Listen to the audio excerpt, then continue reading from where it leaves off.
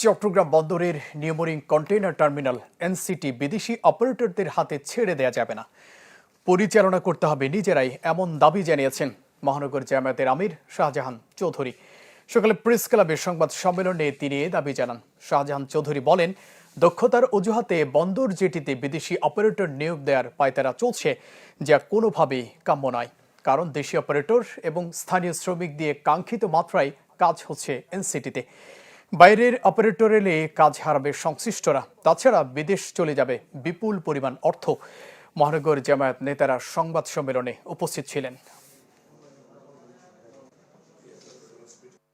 চট্টগ্রাম বন্দরে চালুকৃত terminal NCT terminal, যেটি পূর্বের ফ্যাসিস্ট সরকারের এজেন্ডা, বিদেশিদের হাতে তুলে দেওয়ার ষড়যন্ত্র রুখে দিতে হবে।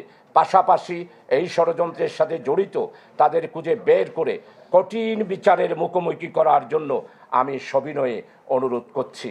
অন্যথায় আমার মনে হয় দেশ ও বন্দর রক্ষার জন্য যেই কোনো কঠিন পদক্ষেপ গ্রহণ করতে আমরা বাধ্য হব।